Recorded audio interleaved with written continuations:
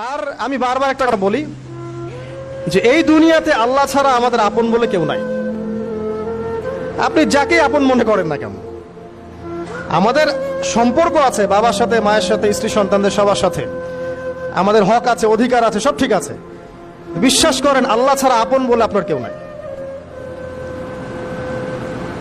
এই যে গার্লফ্রেন্ডকে আপন মনে হয়, এরা আপন না। স্ত্রী সন্তানদেরকে খুব আপন মনে হয়, আপনার মৃত্যুর পর 40 দিন সময় লাগবে না সব ভুলে যেতে। পিতা মাতা ভাই বোন সবাইকে আপন মনে হচ্ছে। পিতা মাতার স্থান বাবা মার পরে, আল্লাহ রসুলের পরে, সেটা ঠিক আছে, কিন্তু আপন আল্লাহ ছাড়া তারা নন।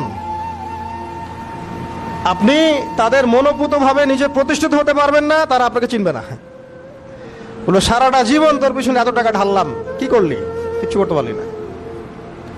আবার এখন যারা পিতা মাতা হয়েছেন, সন্তানদেরকে আপন মনে হচ্ছে, দেখবেন এই সন্তানকে আপনি আপনার মনোপুত ভাবে সম্পত্তি দিতে পারবেন না, ভরণ পোষণ দিতে পারবেন না। এই সন্তান বড় হয়ে আপনাকে বৃদ্ধাশ্রমে পাঠাইতে পারে, নাউজুবিল্লাহ। অথবা আপনার সাথে এই সন্তানই খারাপ ব্যবহার করবে। আপন মনে হচ্ছে? আল্লাহ ছাড়া কেউ আপন না। আল্লাহ ছাড়া আপন কেউ না। আর আল্লাহ ছাড়া সত্যিকার অর্থে আপনাকে আমাকে ভালো কেউ বাসে না। শুধু আল্লাহ আপনাকে ভালোবাসেন। এটা আপনারা হারে হারে উপলব্ধি করবেন যত দিন যাবে ইনশাআল্লাহ। তাই শুধু সেই আল্লাহর জন্যই নিজেকে খালেস করে দেন, আর যার যার হক তাকে তাকে দিয়ে দেন।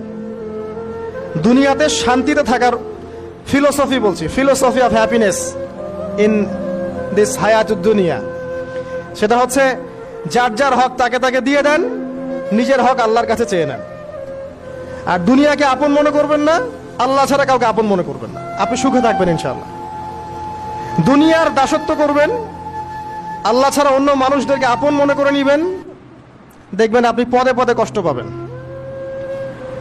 কারো কাছে আশা করেন না, কষ্ট পাবেন না।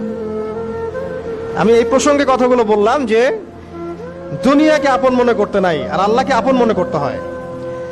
আল্লাহকে আপন মনে করলে তখন আমার উপর কিছু দায়িত্ব চলে আসে। কি দায়িত্ব? আল্লাহ আমাকে সৃষ্টি করেছেন, রিজিক দিয়েছেন, লালন পালন করছেন,